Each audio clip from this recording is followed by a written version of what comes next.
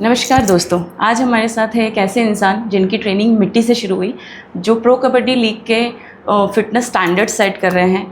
आज हमारे साथ हैं Bhushan Galande sir. Welcome to Akhada the right track gym sir. नमस्ते। आज के पॉडकास्ट में आपका स्वागत है। Thank you so much. हाँ, तो भूषण सर, आज हम आपसे बातचीत को आगे बढ़ाते हुए बात करेंगे कि आपने इस फील्ड को प्रो कबड्डी लीग से आप कैसे जुड़े, आपके दिमाग में कैसे आया कि मुझे इस फील्ड में आगे बढ़ना है। नमस्कार दोस्तों, मैं 2004 में एज ए फिटनेस ट्रेनर जो बेसिक, जो सबसे सिंपल, मतलब जो सबसे लोअर, मतलब बोलते हैं कि स्टार्टिंग जो स्टेयर होता है, वहाँ से मैंने स्टार्ट किया था। साया जी जो होटल है वहाँ से। और 2005 में मेरे मुलाकात मिस्टर सचिन रहाते सर, जो कि मेरे गुरु हैं, मुंबई से हुई। तो उनके साथ ही मैंने अपना ट्रेनिंग जर्नी स्टार्ट किया। उनके साथ ही मैंने अपने सर्टिफिकेशन अचीव करना शुरू किए, personal trainer certification, master trainer certification. 2008 में सडनली उन्होंने मुझे मुंबई बुलाया और मुझे बोले कि आने वाला टाइम स्पोर्ट्स का है। तो उन्होंने मुझे बोला कि आपको स्पोर्ट्स फील्ड में अब सर्टिफिकेशन करना है, क्योंकि जिम और स्पोर्ट्स एक डिफरेंट सेक्टर है, तो वहाँ पर आपको एक अच्छा बड़ा एक्सपोजर मिलेगा। तो उन्होंने फर्स्ट मुझे स्पोर्ट्स साइंस का सर्टिफिकेशन के लिए सजेस्ट किया। मैंने फर्स्ट वो अपना स्टेप स्पोर्ट्स की तरफ एक लर्निंग फेज़ में वहाँ से स्टेप किया, और सेम ईयर में IPL भी लॉन्च हो गया था। तो फिर मुझे ऐसा लगा कि हाँ, मेरे जो गुरु हैं उनका सुनना चाहिए, क्योंकि एक स्पोर्ट्स की तरफ एक बड़ी इवेंट शुरू हो चुकी थी तब तक। सही सर, कितना अच्छा लगता है जब हम हमारे गुरु को याद करते हैं ऐसे इवेंट में कि हम आज उनकी बदौलत यहाँ आए हैं।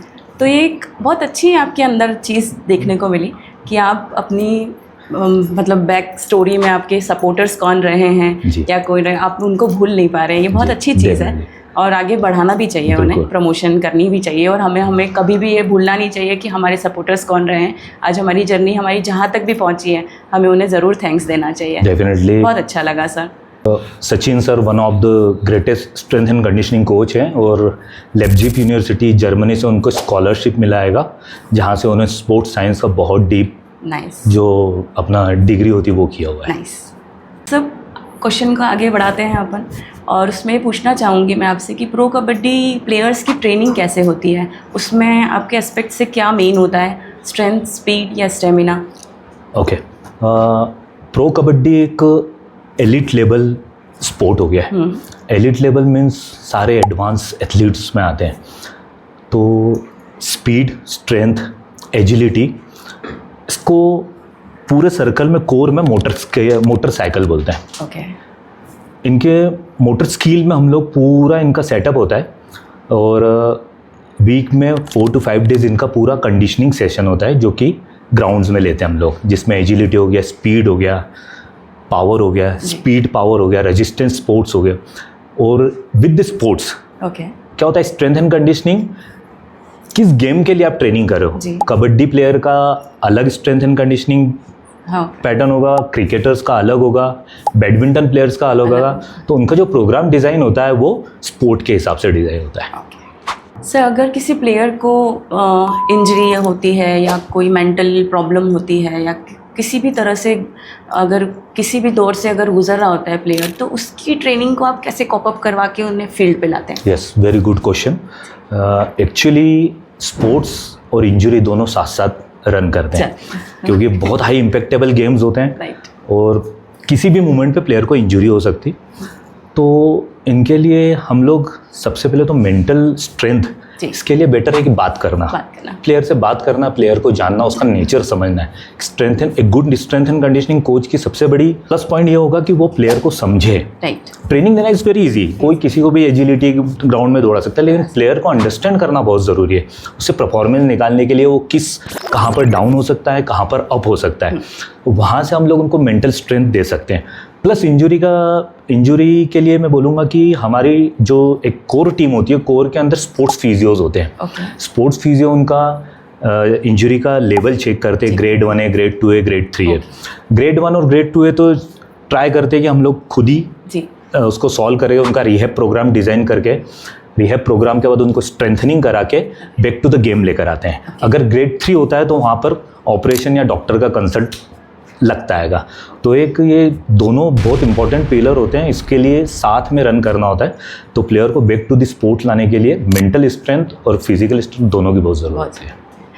इसका मतलब ये है कि हमारे भूषण सर पर्सनली प्लेयर्स का बहुत ऑब्जर्वेशन करके ही उसे ट्रेनिंग पे लाते हैं। डेफिनेटली, अगर आप या जिम ट्रेनिंग भी कर रहे हैं या एक अच्छे ट्रेनर को अगर है या अच्छा कोच है तो उसको प्लेयर को अंडरस्टैंड करना बहुत ज़रूरी है। अगर वो उसको अंडरस्टैंड कर लिया तो समझ लीजिए वो उन्हीं के पास एक अच्छा परफॉर्मेंस के लिए आप उसका वीक पॉइंट स्ट्रॉन्ग पॉइंट पकड़ के वो training program design like a doctor. या डेफिनेटली। सवालों का सिलसिला आगे बढ़ाते हुए हम शुरू करते हैं कि आज के यूथ का सबसे कॉमन मिस्टेक सर क्या है, आप थोड़ा सा डिस्क्राइब करेंगे? Motivation level, right. सेकेंड उनकी आदतें, थर्ड नाइट में जागना, लाइफस्टाइल। फोर्थ वन वो समझ नहीं पा रहे कि वो कहाँ पर फंसे हुए हैं। सही है। और यूथ को अंडरस्टैंड करना पड़ेगा कि एटलीस्ट वो समझे अपने आगे आने वाले फ्यूचर को, क्योंकि अभी थोड़े से स्मॉल इंजॉयमेंट के लिए आप अपने फ्यूचर को ख़राब करने की कोशिश ना करें। ट्राई कीजिए आप 24 आवर्स में से 1 घंटा अपनी फिटनेस को ज़रूर दें और अच्छा खाएं। करेक्ट। क्योंकि अभी देख रहा हूँ जिस हिसाब से कंडीशन है या डिजीज़ है और ऐसे डाइट मेरे पास आते हैं, ऐसे केसेस आते हैं कि पब्लिकली अगर हम बात करें तो बड़ा वो हो जाए। इसलिए थोड़ा सा कि यूथ को बहुत ही समझने की कोशिश करना है, अपने आप को मोटिवेट करके और उनको आगे आना हो। उसके लिए सबसे बेस्ट प्लेस होती है gym. Okay sir, thank you. Sir अखाड़ा को भी प्रमोट कर दीजिए। डेफिनेटली।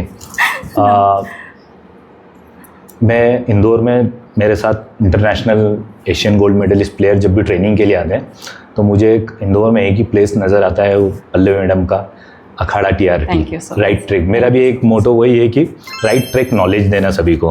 वैसे राइट ट्रैक जिम जो है वो अखाड़ा है और मैं आप ही के लिए लेकर हमेशा जो भी मेरे पास इंटरनेशनल या एथलीट्स आते हो मैं आप ही के पास आता हूँ। इट्स वेरी गुड जिम, सभी लोग अखाड़ा ज्वाइन कीजिए। ट्रेनिंग कीजिए, सबसे पहले ट्रेनिंग कीजिए और ट्रू गाइडेंस के बीच में। Very good. सबसे पहले right track knowledge is very important. बिल्कुल सही है। एक और प्रश्न था सर मेरा कि आजकल जैसे मैक्सिमम इन्फ्लुएंसर इतने ज़्यादा हमारे इसमें इंस्टाग्राम के थ्रू या सोशल मीडिया के थ्रू काफ़ी आ गए हैं, जो शायद सर्टिफिकेट नहीं किए बिना भी, आई थिंक मतलब कहना गलत नहीं होगा, यूट्यूबर्स भी बहुत हो गए हैं जो बिना सर्टिफाइड के आपको नॉलेज कर रहे हैं। अब चूँकि जिम में प्रॉब्लम्स मैंने एक फ़ेस किया है तो थोड़ा सा डिस्कशन है कि अगर एक कोई मेंबर वर्कआउट कर रहा है तो वो यूट्यूब के थ्रू करता है, बट उसमें उसको आगे बहुत प्रॉब्लम्स फेस करनी पड़ती हैं। कभी इंजरी हो जाती है, कभी कुछ हो जाता है, फिर उसका ब्लेम आता है जिम कि जिम में गए तो हमें ऐसा हो गया, जिम में गए तो ऐसा हो गया। उसके लिए आप क्या सजेशन देना चाहेंगे? बहुत ही अच्छा और परफेक्ट क्वेश्चन पूछा है। आज के यूथ क्या सबसे पहले यूट्यूब या किसी इन्फ्लुएंसर से इन्फ्लुएंस होकर अगर वो ट्रेनिंग प्रोग्राम करते हैं तो अभी देखा है रिसेंटली में काफ़ी हार्ट अटैक्स आ रहे हैं। राइट। ट्रेनिंग का एक पैटर्न होता है। सबसे पहले होता है मोबिलिटी। अगर आप ट्रेनिंग करने जाने के पहले सबसे पहले चीज़ करना है आपको मोबिलिटी, मतलब बॉडी को आपको स्ट्रेच करना है प्रॉपर। मोबिलिटी के बाद होता है एक्टिवेशन और मोबिलिटी हम लोग क्यों बोल रहे हैं, क्योंकि माइंड को पूरे मस्कुलर सिस्टम से कनेक्ट करना और ट्रेनिंग के लिए प्रिपेयर करना। ये वैसे ही सिस्टम है, अगर रात को 2 बजे मैंने आपको उठाया, खड़ा किया और एक लपड़ मार दिया तो क्या होगा? एकदम से आप पूरे तरीके से प्रॉब्लम में ब्लैकआउट हो जाएंगे। अब वैसे ही होता है, कई बार मैं जिम में देखता हूँ, सुनता हूँ कि हार्ट अटैक हो गया या ये हो गया, और वो आते से हाइपर डायनामिक ट्रेनिंग शुरू कर देते हैं। ना तो उनका पूरा मस्कुलर सिस्टम ना माइंड से कनेक्ट हुआ, ना किसी चीज़ से कनेक्ट हुआ, और दोष फिर जिम पे आने लग जाता है। इसीलिए सभी लोगों से मेरा निवेदन है कि आप एक परफेक्ट गाइडेंस के लिए अच्छे ट्रेनर सर्च कीजिए।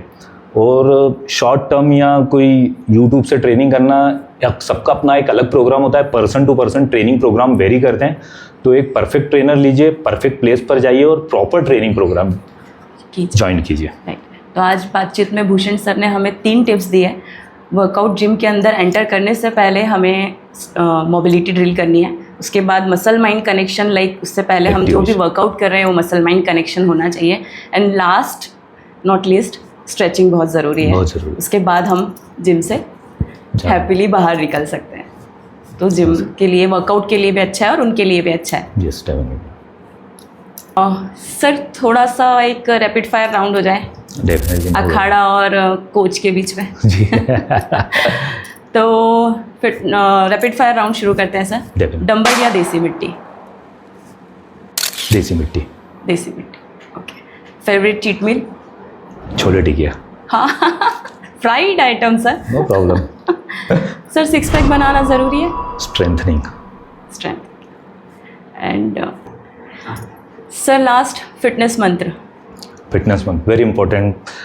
ये थोड़ा बढ़ा दूंगा मैं। एक्चुअली 24 घंटे में से हमारी बॉडी के लिए 1 घंटा सभी निकालिए, और फिटनेस मंत्र है 1 hour training, positive attitude, proper rest and proper nutrition.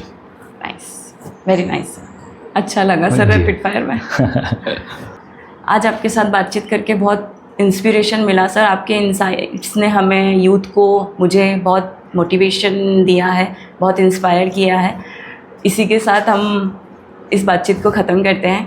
Thank you so much sir. Thank you so much. नमस्कार दोस्तों, याद रखिए जैसा कि भूषण सर ने हमें गाइड किया, इस असली फिटनेस मशीन से नहीं माइंडसेट से बनती है। और अगर इन्वायरमेंट अच्छा हो तो गारंटीड आपकी फ़िटनेस पक्की है। अखाड़ा द राइट ट्रिक सिर्फ एक जिम नहीं, एक जर्नी है। इसी के साथ एंड करते हुए मिलते हैं अगले एपिसोड में। स्टे स्ट्रॉन्ग, स्टे देसी।